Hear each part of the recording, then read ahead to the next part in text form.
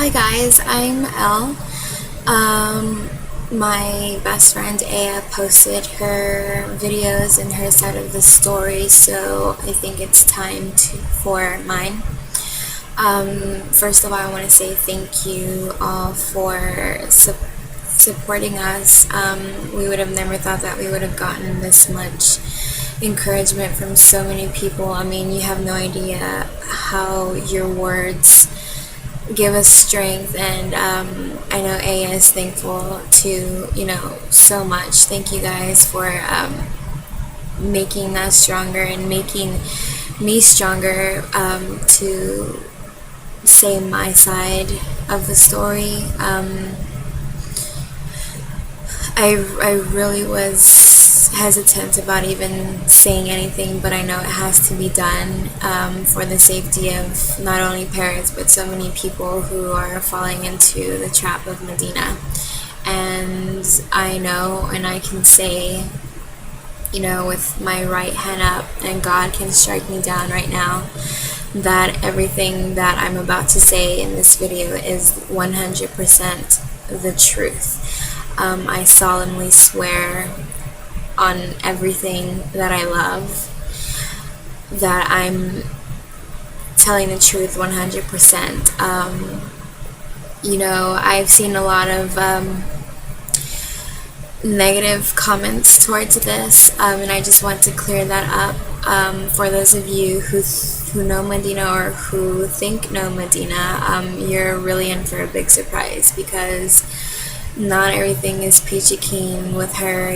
She is she can crack some jokes, and she's fun to be around with, but the dark side of Medina is unforgettable. And it's been a year exactly today. Today is October 3rd, and last year on October 3rd was when Medina and I parted ways, the most harshest way ever. Like, I would have never imagined a friendship like that ending and the way it did, but it ended the way it did. And I'll get into those details once I'm to that point. I really don't know where to begin, or where to jump in. Really, it's really hard for me to even.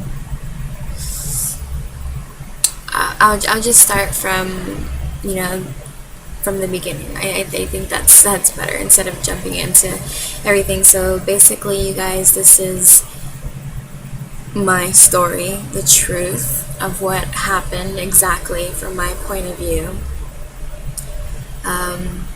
And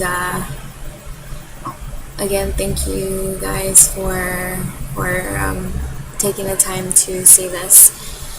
So 2009, it was a tragic year for millions of people, not only with Michael's passing, but with another angel, Farrah Fawcett, who passed away early that morning.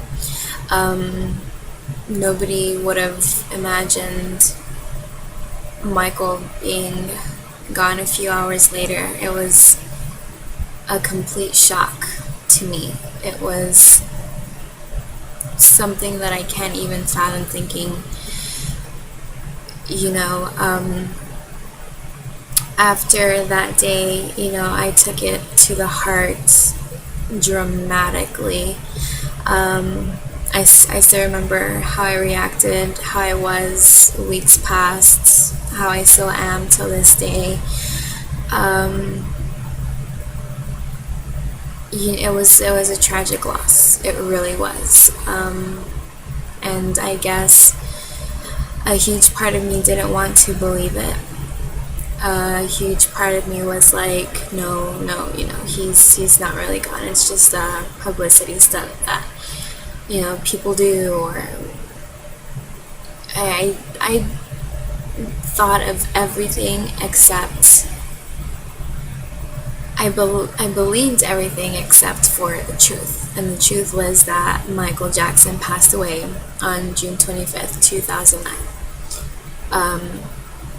After that, I fell into a great state of depression.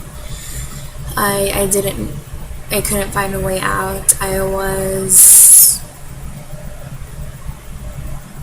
really not in the spirit of doing anything. I really wasn't, and I think that's how it happened to a lot of people. People deal with death all differently. I dealt with it by going through depression. After that, I was kind of, I really wanted to find a way out. And instead of grieving and being sad, I decided to celebrate his life. And I created a YouTube account, and I started making tribute videos to Michael. And it got thousands of views. I was one of the MJ fans who made tribute videos for Michael. And amongst other, people, I became quite known on YouTube, just within the MJ fam, not with other people. And a lot of people would come up to me and thank me and just say, good job, your video was amazing. And of course, I thanked all of them with I thank them because I really worked really hard on these videos, and during the process of these videos I would cry.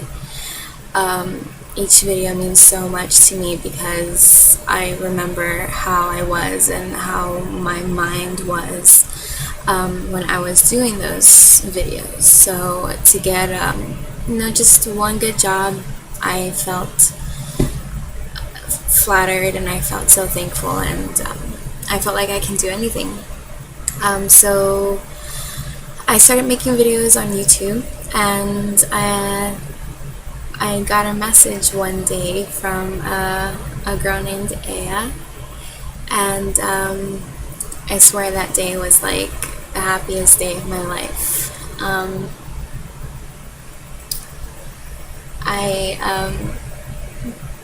I knew I was going to be friends with this girl for a long amount of time.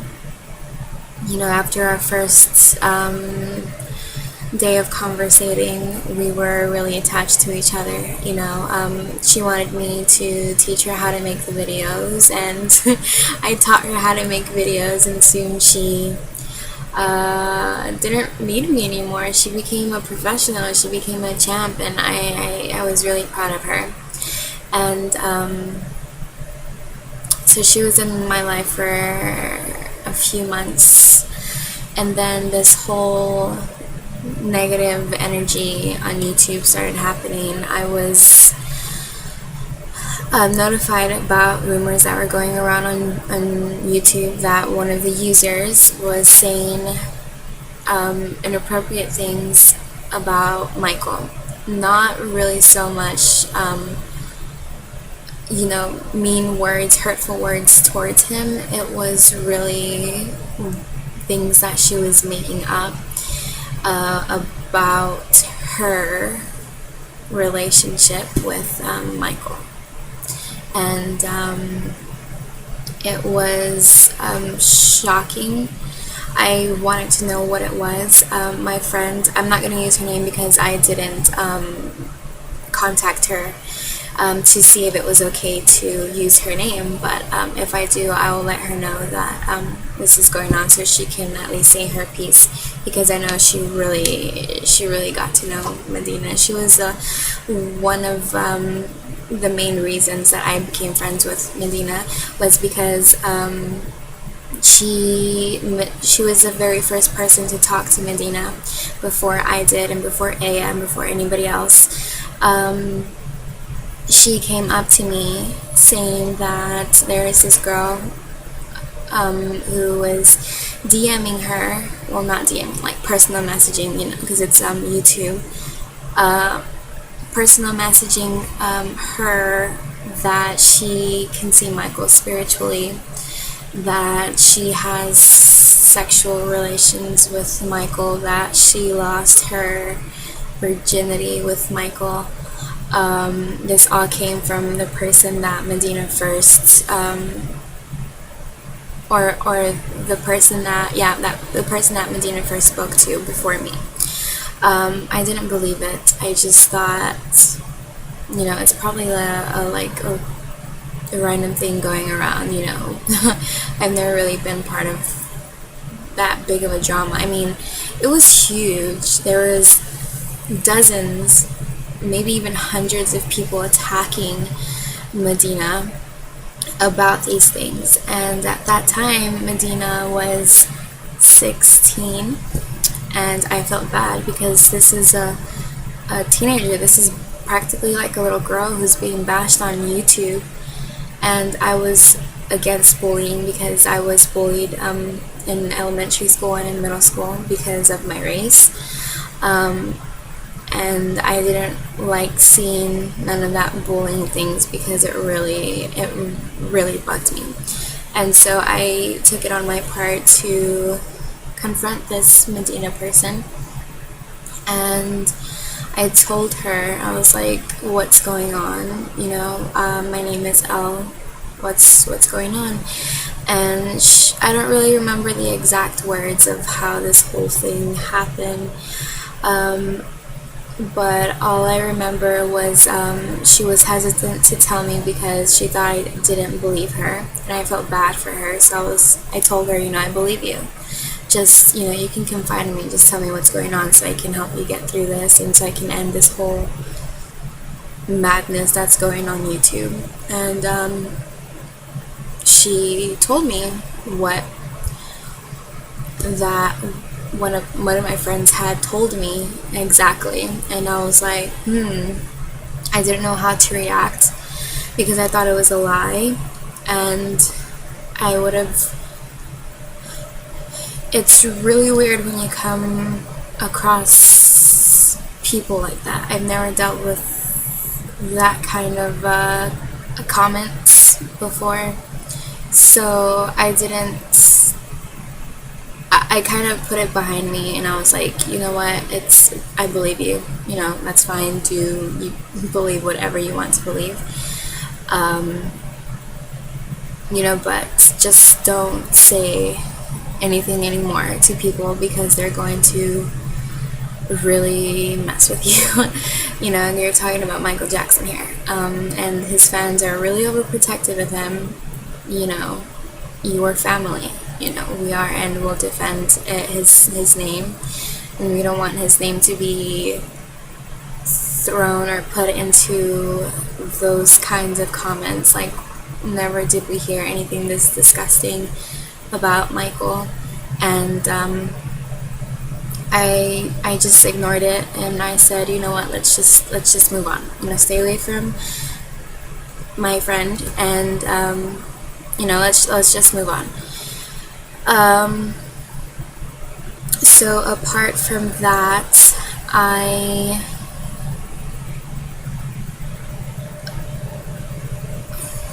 don't know. I didn't know what my intentions were with Medina. I didn't know how far this was going to go. I just thought, here's a 16-year-old little girl who had an extremely large vocabulary, had a charm to her. Her words were so powerful and so poetic and so diverse. It was out of this world. Like, she was nobody to mess with. She is smart, to the point later where I found out she was dangerously smart. And from the way that she spoke, she intimidated you. I didn't think much of it. I didn't think, well, you're 16. I don't know. I didn't think anything of the words that she would say or how she would speak. I just saw a 16-year-old girl who was obsessive with Michael Jackson, obviously because of the words she was saying. So that was it. And then, that's when I introduced her to AA.